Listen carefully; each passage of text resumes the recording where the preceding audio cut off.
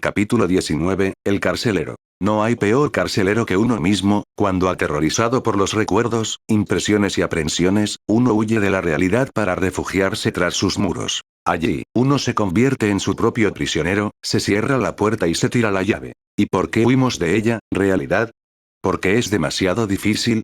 ¿Porque es demasiado real, demasiado real? ¿Porque aceptarlo es aceptar moldear tu vida con él, a partir de él? Una exigencia aterradora y despiadada. Pero por más hábilmente que huyamos de él, siempre termina alcanzándonos para darnos una gran bofetada. En este momento de cambio, dos caminos. Torcer el juicio para huir aún más lejos, aún más profundo, para caer en un quiasmo cuyo fondo uno no ha imaginado. O tenga el coraje de afrontar y la humildad de pedir ayuda. 0. 54 años después de la derrota de Aizen, última fecha conocida. 4 de julio. Koana miró a su alrededor, asustado y asombrado. ¿Era su mundo interior? Había pasado tanto tiempo desde que lo había visitado. Siempre había temido y odiado estas visitas en su mente. Algo andaba mal. No habría sabido qué decir, pero los temblores recorrieron todas sus extremidades y sus instintos nunca la habían engañado al respecto. Si tenía miedo, había buenas razones para ello. El problema era que todavía estaba asustada. Era una noche oscura y le costaba ver los contornos de los techos. Estaba en medio de un callejón en una parte decrépita y desierta de Rukongai.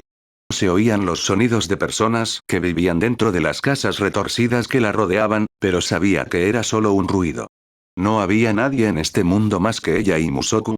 Avanzando a ciegas, con las manos delante de ella, con pequeños pasos cautelosos, se dispuso a encontrarlo.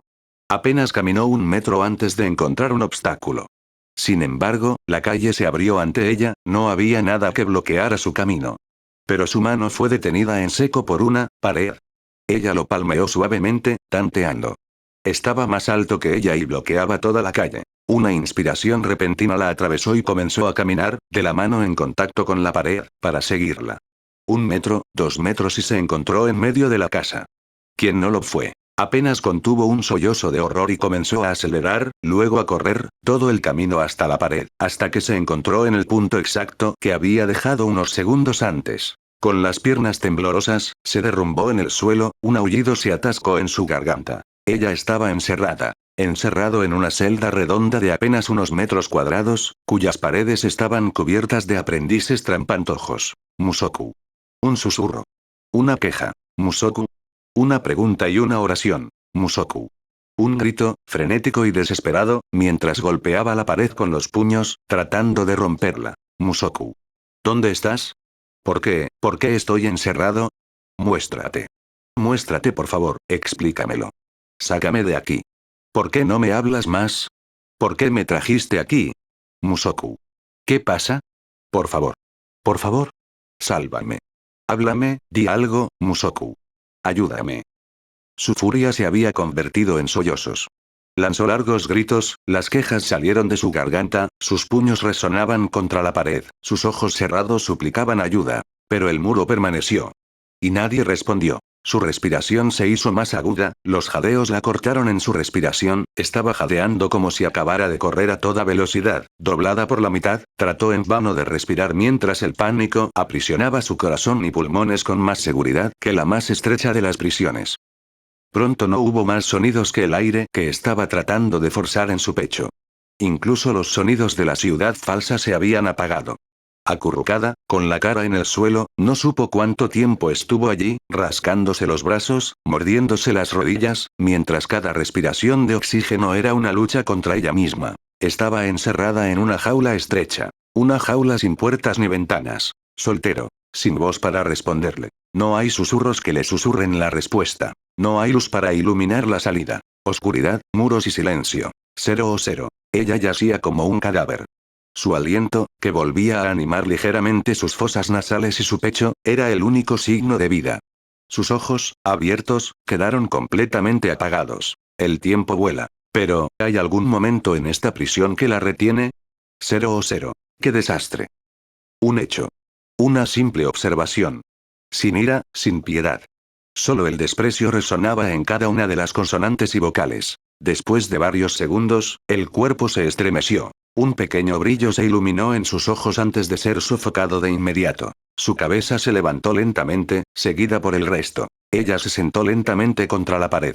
Su carcelero y su apoyo. Musoku. Había un niño encaramado en la pared, tuvo que torcer el cuello y abrir los ojos para verlo. Pero ella sabía quién era él. Su mente trazó sus contornos, ayudando a su vista a detectar los detalles que la oscuridad le ocultaba. Ropa irregular, con reflejos cambiantes, incluso su piel recordaba al gecko, mezclándose con la decoración, cambiando sus colores para engañar mejor a sus depredadores. Solo sus ojos lo traicionaron. Ojos brillantes, escrutadores, constantemente al acecho. Ojos furiosos y desdeñosos, duros y despiadados, llenos de reproche. ¿Por qué? Fue ella quien hizo la pregunta. ¿Por qué? Musoku respondió, lentamente, la burla llenando su voz. Tienes un descaro. No hice nada más que forzarte aquí. Todo viene de ti. El tono empezó a subir. ¿Sabes qué hay detrás de este muro? Esta hermosa jaula que da la ilusión de un mundo. ¿Lo adivinas? ¿Existe el pueblo?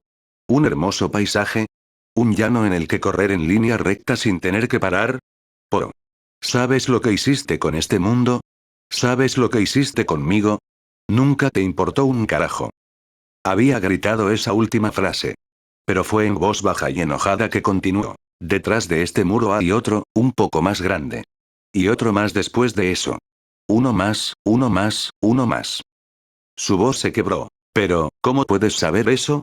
¿Cuántos meses, cuántos años llevas jodiendo los pies aquí? ¿Por qué? Me gustaría saber. Después de todo, es por ti. Durante años, desde la primera vez que viniste aquí. Tal vez incluso haya estado bien por más tiempo que eso. Te escondes, te escapas, te escapas. Eso es lo que mejor haces, ¿eh? Su pequeña risa se burló de ella tanto como él de él. Después de todo, eso es lo que soy. El maestro del camuflaje. Excepto que esa parte de ti tenía que ser yo. Eso no debería definirte como un todo. Podrías ser mucho más. ¿Tú me entiendes? Tenías que ser mucho más. Otro grito, luego silencio. Te escondiste de los demás. Se entendió después del macerado que te pusieron. Y luego comenzaste a esconder tus recuerdos. Bueno, no son tan buenos, así que te dejaré hacerlo. Pensé que te ayudaría a seguir adelante. Pero ya eran algunas paredes. No podía caminar donde quería. Y luego se puso peor. Empezaste a esconderte de ti mismo. Tan pronto como sentiste algo que no sabías, que te asustó, salta. Una pared aquí, una máscara allá, una linda tapacita en el medio, y pintemos para dar el cambio. Y comenzó a volverse inhabitable. Debo decir, ¿cuándo trataste de vivir? Desde el principio, todo lo que has intentado hacer es sobrevivir. Subsistir. Tan pronto como quisiste algo, salta, lo empujaste detrás de una de tus malditas paredes. Tan pronto como extendiéramos nuestra mano, saldrías corriendo hacia el otro lado. Tus bloqueos, tus distancias, tus interminables miedos y ataques de pánico, todo jodido. Ya ni siquiera sabes por qué estás actuando así. Eres aún más capaz de entender de dónde viene. Simplemente dese la vieja excusa sin intentar ir más allá, sin intentar ir más allá de eso. Ya ni siquiera sabes por qué estás actuando así. Eres aún más capaz de comprender de dónde viene. Simplemente dese la vieja excusa sin intentar ir más allá, sin intentar ir más allá de eso. Ya ni siquiera sabes por qué estás actuando así. Eres aún más capaz de entender de dónde viene. Simplemente dese la buena y vieja excusa sin intentar ir más allá, sin intentar ir más allá de eso. Sus rugidos se apagaron por tercera vez. Y yo en todo esto, que me encuentro preso en este maldito escenario, en este laberinto de mierda, tratando de recoger los pedazos que te diviertes esparciendo en el viento. Al principio, sentí pena por ti. Estabas en primera línea y me dije a mí mismo que realmente babeabas. Así que te animé todo lo que pude y me callé para no ponerte aún más en la miseria. Aún tenías carne cruda, no era el momento. Las cosas peores empezaron a mejorar, conociste seres humanos reales. Y te vi empezar a acercarte a ellos, a interactuar como pudiste. Hiciste un esfuerzo, me dije que ibas por buen camino, me alegré por nosotros y te di consejos aquí y allá. Y luego, después de un tiempo, lo dejaste. Empezaste a estancarte o, peor aún, a retroceder. Tenías miedo de ir demasiado lejos, miedo de qué, por qué, no sabías. Pero empezaste a dar un paso atrás, antes de quedarte atascado en tu lugar, rodeado de todos esos muros malditos. Koana se estaba asfixiando. Temblaba como si la hubieran sumergido en un lago helado. Acurrucada en el suelo en posición fetal, rodó ligeramente al ritmo desordenado de su respiración. No hay puertas, Koana. Su voz era ronca, como si estuviera llorando. Esta vez, no puedo señalar con el dedo el camino de salida. Sin ventanas. Ni siquiera una grieta para escalar. Un susurro, un sollozo. Tu mundo está siendo destruido. Estamos desapareciendo, Koana. Si no hace algo, muy pronto no estaremos. Y lo peor es que lo sabes. Lo sabes desde hace mucho tiempo, pero nunca has podido admitirlo. Para admitirlo ante ti. Tu mayor enemigo hoy, Koana, no es un monstruo con cara de hombre. Eres tú. ¿Cuánto tiempo ha pasado desde que regresaste aquí? ¿Cuánto tiempo lleva negándose a contemplar los desastres que ha causado? ¿Cuánto tiempo ha pasado desde que nos tomamos el tiempo para discutir? ¿Cuánto tiempo me has estado escuchando? ¿Puedes oírme más? Que dejaste de invocarme, solo me dejaste para cuando no tenías opción, siempre encontrando buenas excusas para valerte por ti mismo. Desira. ¿Alguna vez has visto a alguien intentar arreglárselas sin siquiera su propia ayuda? Pero no te atreviste. Porque tenías demasiado miedo de que un día, al invocarme, no me manifieste. Que te das cuenta, frente a los peligros, frente al enemigo, que estabas más solo que nunca. Esta vez estaba llorando para siempre. Se supone que debemos ser un equipo, jugar juntos, ayudarnos unos a otros, salvar nuestro pellejo. Socios, aliados, amigos, cómplices, estamos destinados a ser todo eso y más. Sé el reflejo de tu alma, tú la voluntad que me blande. Pero te tapaste los oídos para no escucharme.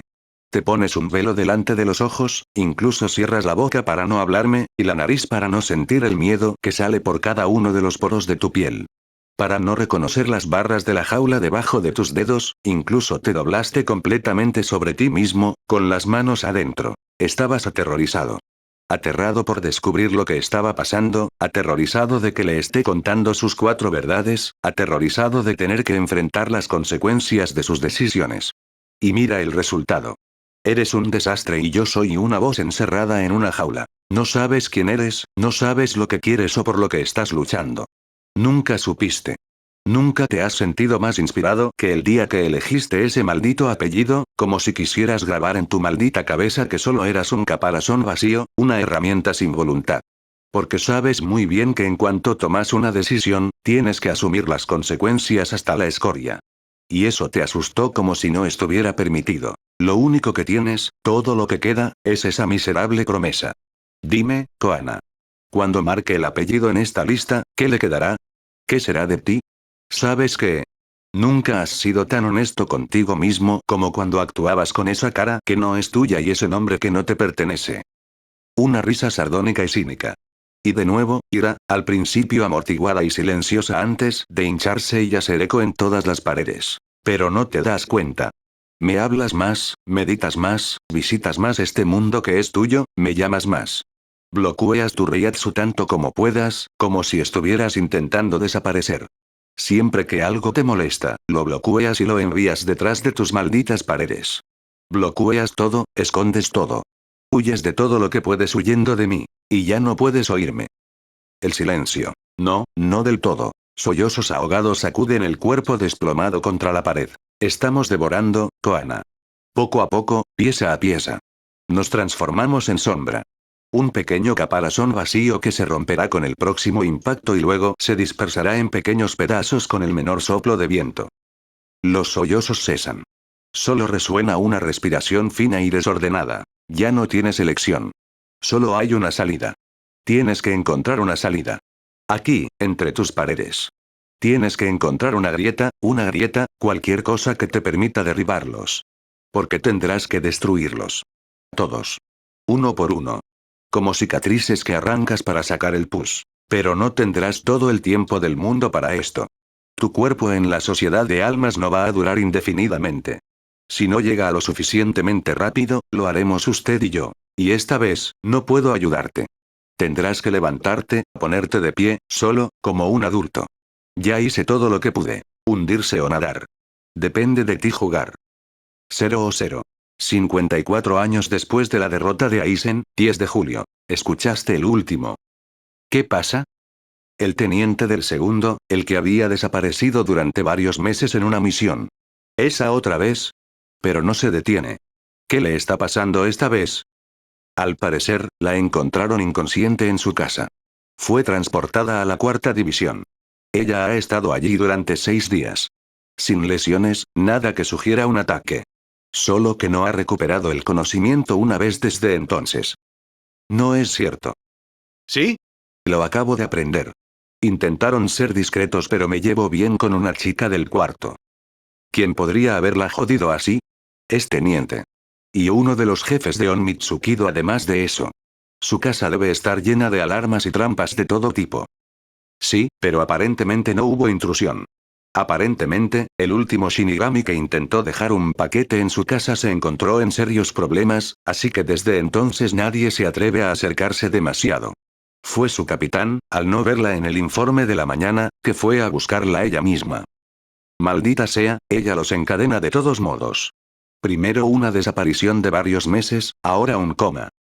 Sí, bueno, la desaparición seguramente estuvo relacionada con toda la confusión que ha habido en el Seireitei últimamente. Tenemos varios soldados en nuestra división que nunca regresaron, aunque habían ido a una misión justo antes de que ella regresara. Es súper sospechoso. Serio. Espera, ahora que hablas de eso, me hace pensar que tuvimos un caso similar con nosotros. ¿Qué crees que pasó? No lo sé. Pero, francamente, tan pronto como hablamos de Onmitsukido, me da escalofríos. No me acercaría a ellos, aunque me pagaran. Sí, son tan poco fiables. Nunca se sabe si se están infiltrando en su privacidad. Las voces se fueron alejando cada vez más y Byakuya no escuchó el resto. Caminaba hacia su división cuando la conversación comenzó al otro lado de la pared. Sin prestarle atención al principio, tenía toda la intención de continuar su camino. Pero tan pronto como entendió que estábamos hablando de Koana Mumei, se detuvo en seco. Había pasado una semana desde su último encuentro. Desde entonces no había recibido ninguna señal de vida y había llegado a la conclusión de que ella estaba en una misión. Sin perder tiempo, había pasado las tardes investigando los archivos que su familia atesoraba. Pero no había encontrado nada útil. Y ahora se enteró de que ella había estado en el Seireitei todo este tiempo, en el hospital, inconsciente. Aún así, imaginó los peores escenarios posibles y se preguntó por qué no la había persuadido para que fuera a buscar a la capitana Unohana de inmediato. Recordando un detalle de la conversación, hizo un cálculo rápido. 6 días. Ella estaba en el cuarto desde el día después de su discusión. Finalmente dio un paso, pero su destino ya no era el mismo. 0-0. Capitán Unohana. Capitán Kuchiki. ¿A qué le debo el placer de su visita? Aprendí sobre el teniente Mumei. ¿Qué está pasando? Desira. El capitán Unohana cerró los ojos y se apoyó en el respaldo de su silla. Hace 6 días, sin verla llegar a la oficina, el capitán Soifon fue a sus habitaciones. La encontró sin vida en el suelo de su sala de estar e inmediatamente la trajo aquí. No había señales de intrusión, ni señales de Reiyatsu, ni magulladuras o señales de batalla, nada que sugiriera un ataque. Entre el día anterior cuando salió de la oficina de su capitán, alrededor de las 10 p.m. y el día siguiente, Soifon la encontró, alrededor de las 8 a.m., no tenemos idea de lo que sucedió. Puede que tenga algunas cosas más que agregar al caso. ¿Verdaderamente? Unohana estaba más que curiosa y escondió cuidadosamente una pequeña sonrisa de victoria.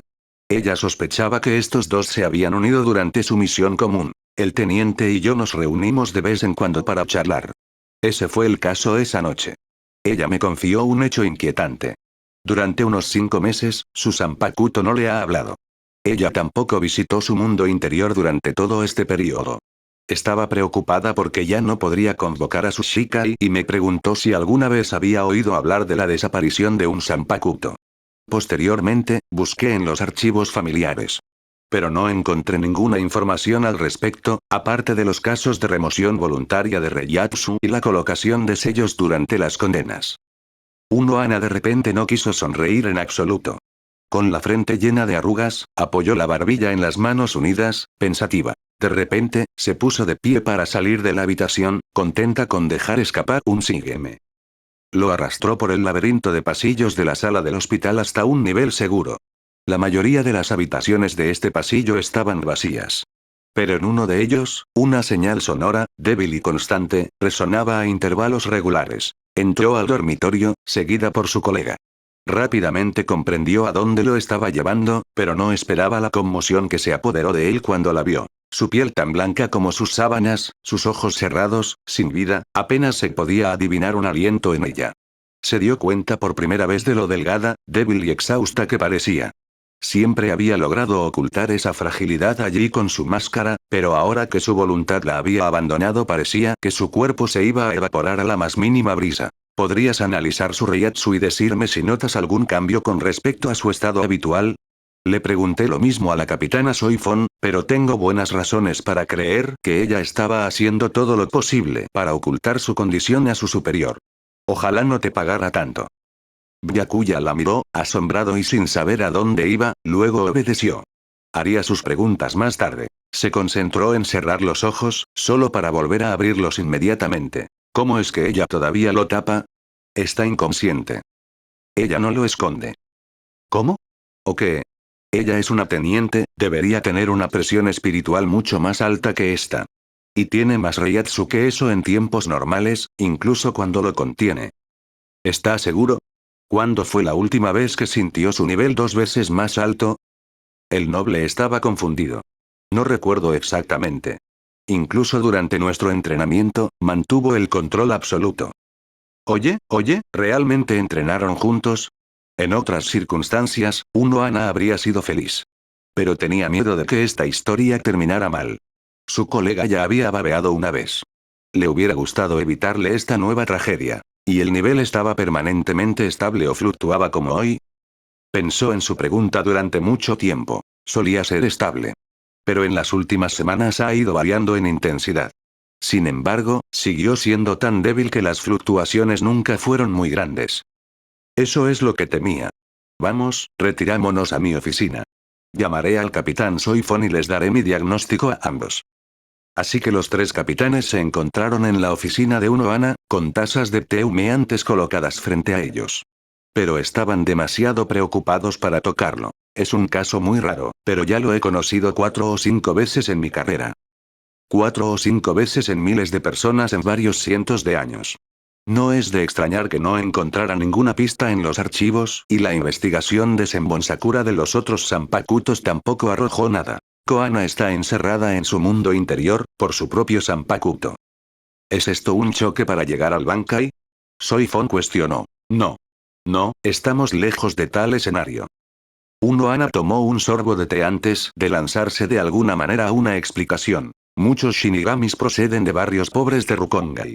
Vivieron allí infancias difíciles, incluso de pesadilla, y vienen a nosotros con un bagaje emocional muy pesado. Durante los 6 años de estudio en la academia, la misión de los profesores es identificar a aquellos que necesitan ayuda. Estamos haciendo un seguimiento psicológico en un Mitsukido.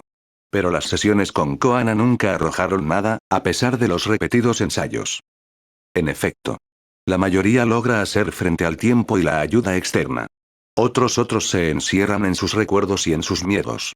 Forman un bloqueo para hacer retroceder todas las ansiedades y situaciones potencialmente peligrosas. Solo están tratando de sobrevivir día a día y adormecer voluntariamente sus mentes. Este tipo de bloqueo no deja de tener consecuencias en el mundo interior y su relación con su Sanpakuto. En los casos más extremos, cuando la situación no pudo resolverse, se intensifica hasta el punto de poner en peligro el mundo interior y, por lo tanto, la propia existencia de la persona en cuestión. Hizo una pausa y su voz se volvió más suave. Algunas personas simplemente mueren. Han reprimido tanto sus ansiedades, tan poco deseo o miedo de vivir que repercute en su reiatsu. Esto disminuye hasta el día en que el alma desaparece. Otros se suicidan. Pero en algunos casos, generalmente con almas suficientemente poderosas, el Sanpakuto interviene antes de que sea demasiado tarde, en un último reflejo de supervivencia. ¿Y eso es lo que pasó con Koana? La voz de Soifon fue extrañamente alterada. Digan lo que digan, ella se había encariñado con este pequeño.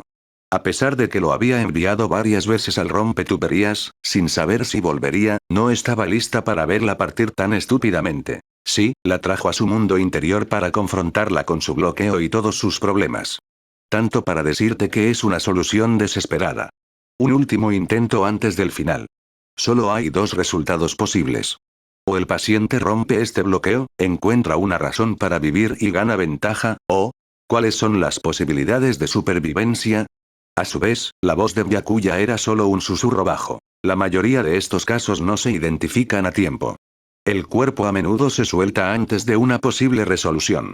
De los 5 casos que identifiqué, solo 2 se salieron con la suya. Fue gracias al testimonio del primer superviviente que comprendí lo que estaba pasando. No sé cuántos otros casos no identificados pueden haber ocurrido antes de eso. ¿Qué podemos hacer? Byakuya estaba mirando al suelo, tratando de controlar sus emociones. Nada. Nada más que darle el mayor tiempo posible para ayudar a que su cuerpo dure. Mantendré su energía a un nivel estable. Incluso si está inconsciente, los estímulos externos pueden tener una influencia positiva en ella. Me pondré en contacto con sus amigos. Visitas alternas, pasa un rato con ella, habla con ella, comparte buenos recuerdos cuando los tengas. Haz que quiera pelear. Hágale entender que no está sola. Esto es todo lo que puedo recomendar. Aparte de esta supresión de su energía, no había otra señal. Normalmente interactuaba con nosotros.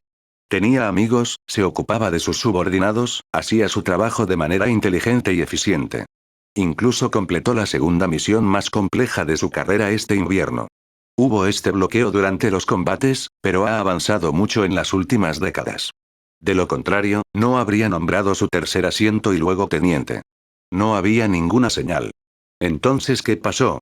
Arrugas en su frente, frunciendo el ceño, Soifon parecía enojado. Precisamente, ella camuflaba constantemente su reiatsu. Normalmente, eso me habría puesto en alerta, pero dado su trabajo y su misión en este momento, no presté atención. Este camuflaje permanente no es baladí. Este es el primer paso de una desaparición gradual. Ella misma reprimió su propia energía durante largos periodos de tiempo. Su cuerpo se adaptó a esta situación y produjo menos. También tuvo que estar seriamente debilitado por lo que sea que estuviera pasando en su mente y terminó siendo incapaz de proporcionar más de lo que necesitaba para sobrevivir. Sin mi ayuda, se habría detenido por completo en unas pocas semanas. Lo mantendré el mayor tiempo posible. Pero si no se despierta en unos meses, de todos mis soldados, ella es la única que nunca renunció a su vida antes de la academia. Todos los demás terminaron confiando algunos detalles a su médico o familiares. Observó Soifon. De nuevo, este es un detalle que debería haberme alertado.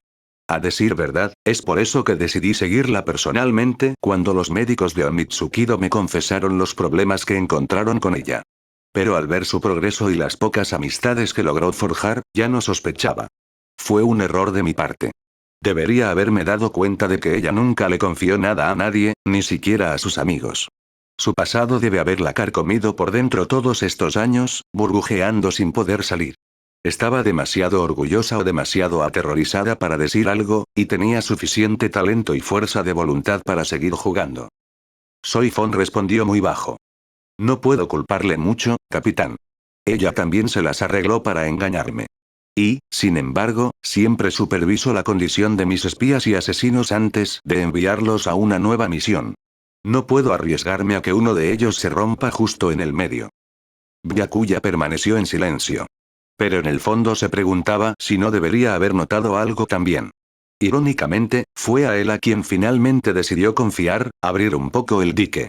Pero había decidido tontamente no insistir. Su compasión había resultado dañina. Si lo hubiera llevado Manu Militari a la oficina de Unohana, ¿podría haber cambiado algo? Recordó la última vez que ese mismo tipo de arrepentimiento lo había tomado por el cuello. Allí también lo habían agonizado los insultos por no haber notado nada a tiempo, por no haber insistido, investigado. Pero la situación no fue la misma. Solo conocía a Koana desde hacía apenas un año. Si incluso su médico, su capitán y sus amigos no hubieran detectado nada, habría sido presuntuoso pensar que podría haber hecho cualquier cosa. Decidiendo no ser envenenado por estos pensamientos paralizantes, se puso de pie abruptamente para despedirse. Lo necesitábamos en su división. Y si pudiera concentrarse, podría liberarse por la noche para pasar algún tiempo con ella. 0. De pie junto a la cama, Unohana observó al paciente. Recordó a los visitantes que se habían seguido unos a otros junto a su cama durante los últimos 6 días. Makae-kuni que llegó por la noche con historias que leyó en voz alta, los tenientes Ise y Matsumoto que tomaron su descanso para almorzar en su habitación, Omaeda que ya había hecho 2 viajes de ida y vuelta desde Rukongai, Yachiru que apareció a todas horas del día y no falló. Pedirle noticias todas las noches cuando llegara a casa. Soy Fon, que había pedido recibir informes regulares y viajaba cuando su horario se lo permitía.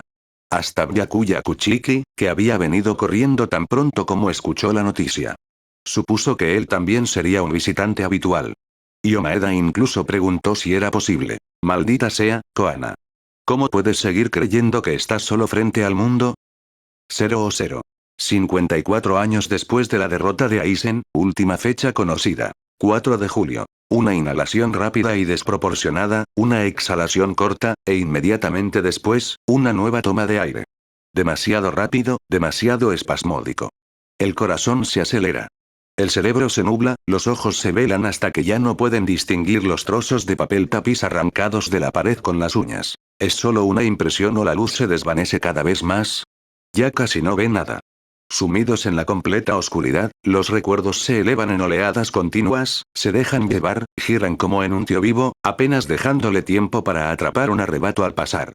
Ella los empuja hacia atrás, acelera su movimiento para hacerse incapaz de revivirlos. Un eco. Tan fuerte que se siente atraída por el recuerdo incluso antes de darse cuenta del peligro. De nuevo, la habitación oscura, la respiración ronca y debilitada de los niños encerrados allí. La paliza, la espera, las miradas en la sala de subastas, la comida insuficiente ya que todos emiten un tenue halo de reiatsu. El elemento más presente es el silencio. Este silencio que pesaba sobre ellos como un yugo y un alivio al mismo tiempo. El silencio significaba que podían dormir, intentar olvidar un poco. El silencio significaba que no había guardia ni peligro. El silencio era tanto su carcelero como su aliado. Para todos, excepto Koana. Ella salta. ¿Cómo pudo haberlo olvidado? Esa vocecita, un susurro apenas audible. Confort, consejo.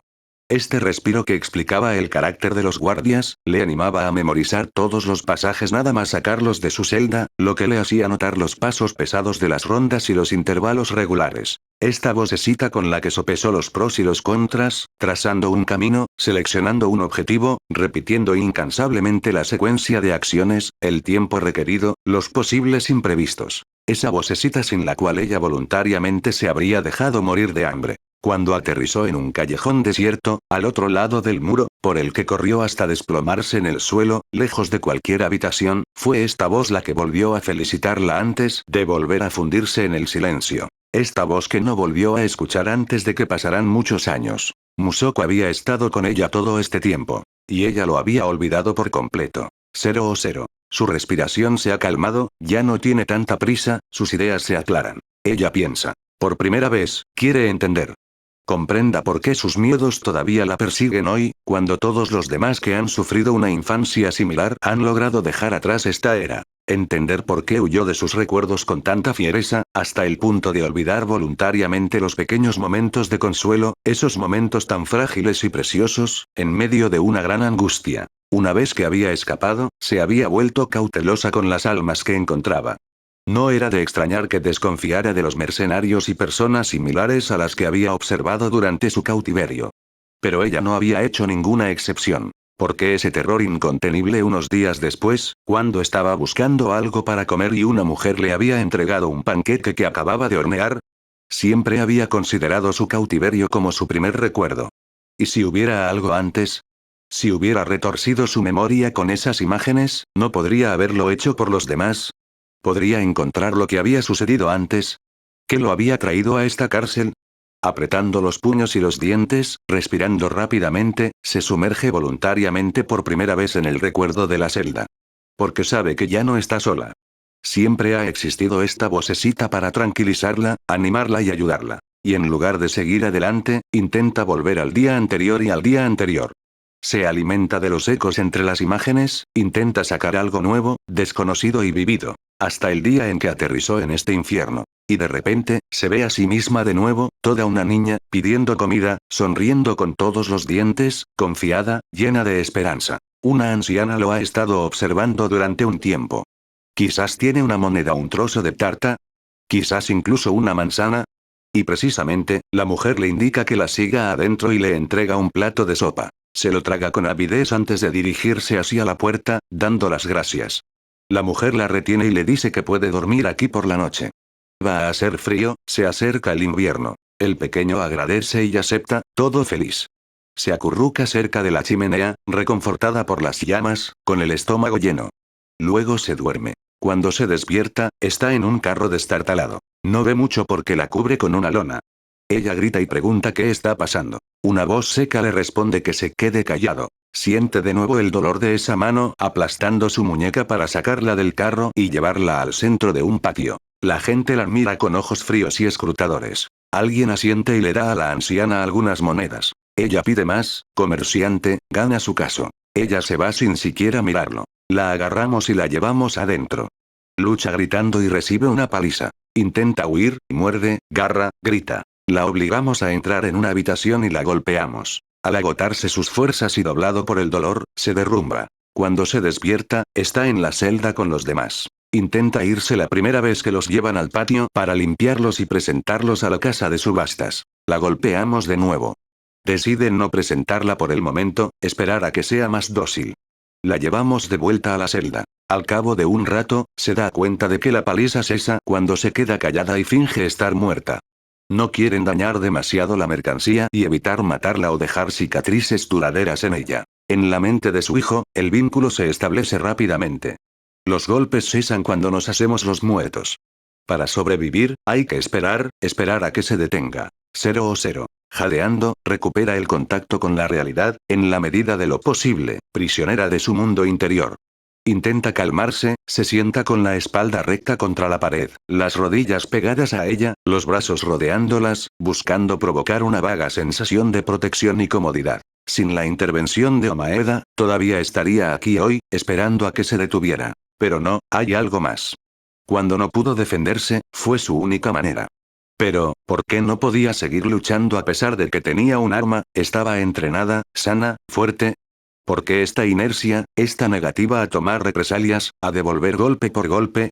Especialmente porque eso no le había impedido matar a sus objetivos, los dados por Soifon, o los que había hecho en la lista, justo antes de ser aceptada en un Mitsukido. Que se sintiera atraída por su miedo a personas más fuertes que ella era comprensible. Luego se encontró en el mismo escenario que cuando era niña, en una posición de inferioridad, debilidad, incapaz de defender su propia vida, a merced de los más fuertes. Pero, ¿por qué estaba paralizada incluso frente a iguales o más débiles que ella? Los recuerdos revolotean perezosamente en su cabeza, dejándola ahora libre para contemplarlos. Se da cuenta de que fue ella misma quien les dio ese ritmo infernal, para no tener tiempo de agarrar uno en el proceso. Después de su vuelo, había dejado de mendigar. Era demasiado peligroso para un niño. Había recurrido al robo para obtener algo para sobrevivir. Desconfiada, había establecido varios escondites alrededor de su área de operaciones y había huido de cualquiera que se le acercara. Completamente salvaje y aislada, adoptó los instintos de las bestias, se volvió tan cautelosa y rápida como ellos. Y ella no habló. No había hablado desde que abrió la puerta a estos niños encerrados con ella.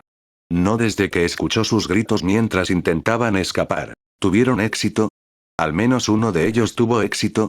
Otro recuerdo se desarrolla en su mente, la agarra y la aparta. Una bocanada de angustia surge en ella.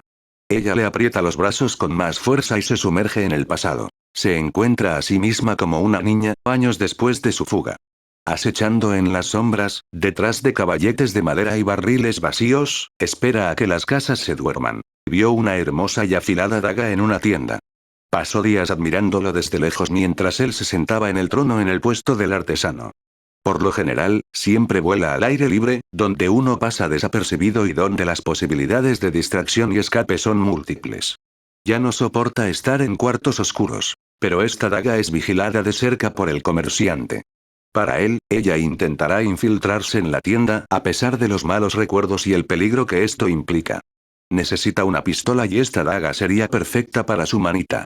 Con él, finalmente podrá defenderse. Entonces ella abre la cerradura. Observó a los ladrones con los que se encontró y practicó siempre que tuvo la oportunidad. Si alguna vez la atrapan de nuevo, no necesitará una llave. La cerradura cede, la puerta se abre con un leve crujido. Dando vueltas rápidamente por la habitación, finalmente ve el arma que codicia en una mesa. Pero en el momento en que lo agarra, una voz la sobresalta. Alguien acaba de entrar. Bloquea la salida y sostiene una linterna que lo deslumbra. Su sombra parece gigante, desproporcionada y amenazante. No hace ningún sonido, no piensa. Cerró los ojos para protegerse de la luz y se levantó de un salto. Esta vez, no lo aceptarán. Quiere salir. Ella va a salir. Daga bien encajada en su mano, da un golpe. Eso también, lo aprendió observando. Aparte de volar y viajar por el campo, observar a los demás desde lejos es su única ocupación. Así es como lo aprendió todo. Siente sangre caliente corriendo por su mano, congelada por la noche afuera. Da un paso atrás, limpia la hoja, camina alrededor del obstáculo y se encuentra afuera. Algo la hace volverse, una duda. Un detalle. No hay nadie más. La acción apenas duró unos segundos. Nadie ni siquiera reaccionó al grito sordo del que apuñaló. Ella mira hacia atrás. Y descubre con horror el cuerpo de un niño. Un chico no mucho más alto que ella, uno de esos niños que también podrían haber estado en la celda. Se desploma en el suelo cuando la linterna rota se apaga. Ella da un paso atrás, horrorizada y sale corriendo. Corre por el sendero, entra en el bosque, se agarra a las ramas y raíces, hasta que se derrumba contra un árbol. Ella mira su mano ensangrentada que todavía sostiene la daga con mucho cuidado. Ella vomita, tira la daga. Empieza a llover. No sabe muy bien dónde está, no reconoce el lugar. Empapada, tiritando, tanto de frío como de horror, busca refugio. Finalmente reconoce un árbol extraño. Tiene un escondite cerca. Se derrumbó en este tipo de madriguera que encontró y se desmayó. La fiebre y el delirio la despiertan unas horas después. Vuelve a vomitar. Se derrumba sobre su paleta. Está enferma durante varios días seguidos. Sus únicos recuerdos son la lluvia torrencial, la alternancia de luz y oscuridad y las imágenes que su delirio evoca en su cabeza. Cuando finalmente se despierta, con la cabeza casi lúcida, solo recuerda con dificultad los días anteriores. Realmente ya no sabe cómo llegó a este estado, ni siquiera los extraños sueños que pudo haber tenido. Todo está confuso en su cabeza. Pero sabe que tiene que comer si quiere sobrevivir, así que sale a buscar comida. Pero su intento es un fracaso. Ella huye y se derrumba en medio del camino, diciéndose a sí misma que esta vez es el final. Cuando se despierta de nuevo, está en una habitación limpia y luminosa, limpia y vestida con un atuendo nuevo, algo remendado.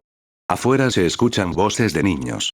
Voces alegres, que gritan, ríen y juegan. 0-0. El corazón de Koana late rápido. Ella se había olvidado de todo. Olvidó la voz que lo animaba, olvidó a la mujer que lo capturó, olvidó al niño que destripó. A este niño lo mató por simple reflejo, sin pensarlo, porque tenía miedo y quería huir. Ella comienza a comprender. Está temblando, y esta vez no es por la lluvia. Pero los recuerdos no se detienen. Y vuelve a perderse en las turbulentas olas de su mente. ¿Cuántos días ha estado aquí, perdida en sus pensamientos, sus pesadillas, sus miedos y los giros y vueltas de su memoria?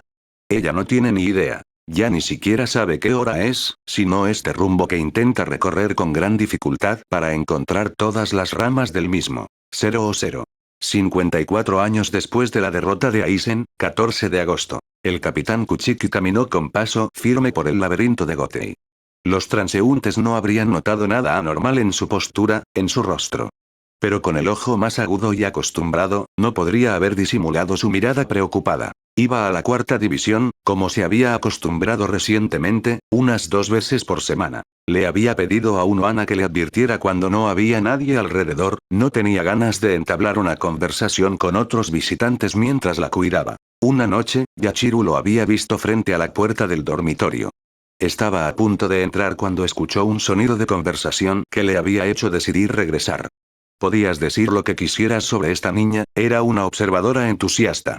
Ella entendió de inmediato y no había hecho ninguna pregunta, contentándose con una amplia sonrisa teñida de tristeza antes de unirse a los otros visitantes de Koana. Desde entonces, ella venía a visitarlo regularmente a su oficina para charlar. El aire de la nada, ella siempre lograba comunicarle el horario de las visitas para que él identificara los momentos en los que no había nadie. Ella estaba discutiendo todo y nada, pero finalmente se había dado cuenta de que algunos de sus comentarios y reminiscencias tenían alguna conexión con el teniente de la segunda. Desde entonces, dejó de arrojarle caramelos para asustarla. Ella ni siquiera le pidió más, aparte de los previstos en su extraño contrato, por supuesto. Trabajó en silencio mientras ella charlaba y se retorcía por la habitación. Luego se fue tan repentinamente como había venido. La mirada perpleja y desconcertada de su lugarteniente, que en realidad no entendía nada, había logrado incluso animarlo por un breve momento. Y nunca se olvidó de darle las últimas novedades. Pero estos nunca cambiaron. Sin movimiento. No hay señales de vida. Koana permaneció en coma, sobreviviendo solo gracias al Reiatsu que Unohana le transmitía regularmente. 00. 54 años después de la derrota de Aizen, última fecha conocida. 4 de julio. El viejo estaba muerto. No había sido lo suficientemente rápida.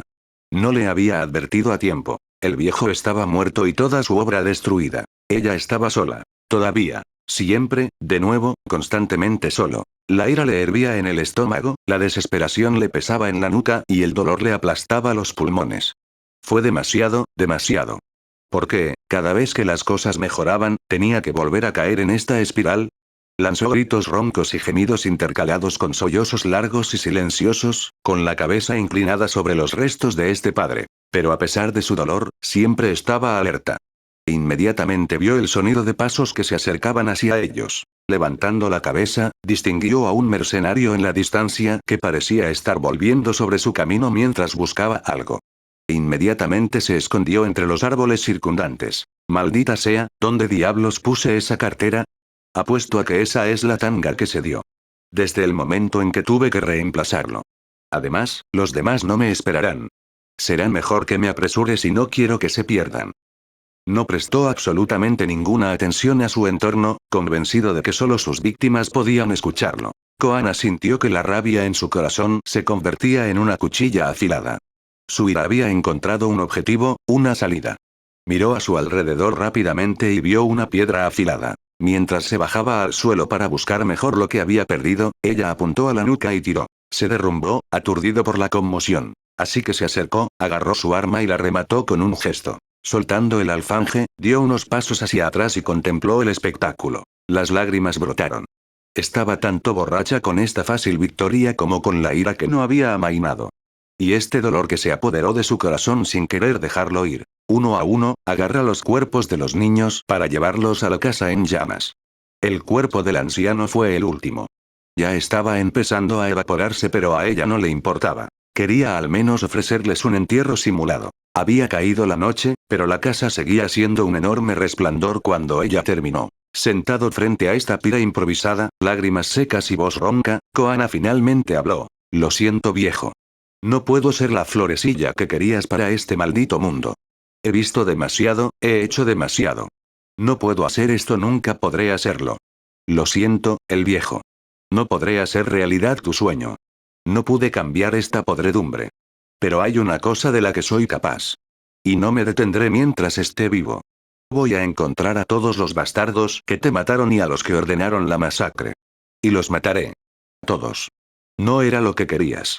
Pero eso es todo lo que puedo hacer. ¿Sabes, viejo? Me quema demasiado por dentro. Es demasiado duro. Si los dejo con vida, continuará quemándome sin descanso. Y seguirán provocando muertes a su paso.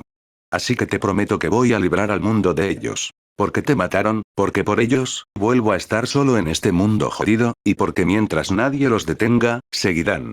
Encontraré su nombre. Tendré que volverme más fuerte, para que no sean ellos los que me maten. Recuerdo a esos soldados. Shinigami, ¿verdad? Solías hablarme de eso. Querías que fuera a su casa después, ¿verdad? Va, me voy. Pero no por las razones que querías. Aprenderé todo lo que pueda allí. Luchando, trabajando en Reiatsu y todo eso. Y cuando esté listo, los localizaré. No me verá venir, al igual que usted no los vio venir. Y cuando el último esté muerto, Chase no. Estoy cansado, el viejo. Cansado de inquietarme y siempre huir. Tengo la impresión de que alguien está en mi contra. Y no puedo aguantar más. Después, lo viejo, después de todo eso creo que me caeré al suelo y esperaré para irme. Porque es muy difícil. Que luché todo el tiempo, pero ahora no puedo hacerlo más. Perdona al anciano. Finalmente, es posible que me hayas dado otro nombre. 00. Las lágrimas corrieron por su rostro de nuevo. Podía contar el número de veces que lloraba con los dedos de una mano. Y como las otras veces, se lleva las manos, asombrada, a la cara para recoger el agua salada que brota de esos ojos. A la mañana siguiente, había reunido algunas cosas y luego partió. Había viajado durante varios meses hasta llegar al primer distrito. Solo se había detenido para recuperar fuerzas, para recoger nuevas provisiones, antes de continuar, incansablemente. En ese momento, el dolor había sido peor que las palizas que había recibido. Pero, curiosamente, hoy ya no siente este ardor insoportable, ya que revive los peores momentos de su vida. Amargura, tristeza, sí. Pero el fuego que ardía en el interior se apagó. Hoy es una espectadora. El tiempo ha aplicado sus bálsamos y se las arregla para mantener la cabeza lo suficientemente fría como para tratar de obtener la respuesta a su porqué. Y ella comprende. Ella comprende que, de hecho, nunca tuvo ninguna dificultad para ejecutar a los culpables, excepto por el temor de que la atrapen antes de que los alcance. Eran culpables y ejecutarlos significaba salvar la vida de todas sus futuras víctimas. Intentar detener la propagación de crímenes y atrocidades. Sentía que estaba haciendo justicia a cada una de esas vidas que estaba cortando. Pero solo tenían que localizarla, y volvió a ser la niña plagada de recuerdos y golpizas. Pero cuando se enfrentó a personas inocentes, colegas, camaradas, personas a las que sabía muy bien que no querían su maldad, se quedó paralizada. Obsesionada, sin recordarlo, por el cuerpo de este chico en la tienda, muerto porque ella había venido a robar una daga y había reaccionado instintivamente a su miedo. Estaba aterrorizada de hacerles daño, como lo había hecho a él, irreparable y violentamente, dando un paso al lado de los torturadores. El veneno de sus recuerdos la había paralizado. El dolor que le causó la hizo huir cada vez más lejos. Había rechazado la ayuda de los médicos que le ofrecían, porque no podía soportar afrontarlo todo de nuevo. ¡Qué tonta había sido! Ella misma se había atascado en arenas movedizas, negándose a dar el paso necesario para salir de allí, rechazando las quemaduras mientras se soltaba del agarre del barro que la envolvía. Pero esas quemaduras no habrían durado, y se habría encontrado sana y salva sobre la roca sólida, si tan solo hubiera aceptado enfrentar sus pesadillas. Este estancamiento, esta parálisis en todas sus acciones y gestos, había sido causado solo por su estupidez y su ceguera. Aturdida por el dolor, intoxicada por la ira, había ayudado a cavar el agujero en el que se encontraba hoy. La culpa la corroía desde adentro ante las consecuencias de su terquedad y ese miedo enfermizo que había agobiado cada una de sus acciones. Y al mismo tiempo, su respiración era más profunda y regular mientras una suave sensación de alivio llenaba todas estas extremidades. Ella finalmente entendió. Y, por primera vez, vislumbró un pequeño destello. De repente abrió los ojos. No fue solo una impresión. Las paredes de su celda estrecha y oscura se estaban desvaneciendo lentamente. Con una risa ahogada, vacilando un poco, lentamente se puso de pie y luego caminó hacia adelante, despejando la barrera que la había mantenido encerrada durante tanto tiempo. Pero cuando estaba a solo unos pasos más allá de los confines de su prisión, volvió a tropezar con un obstáculo. El alivio fue seguido de nuevo por la aprensión. Lenta, metódicamente, siguió con la mano el nuevo muro que le cerraba el paso. El recinto era más grande, menos oscuro. Pero, de nuevo, no había salida.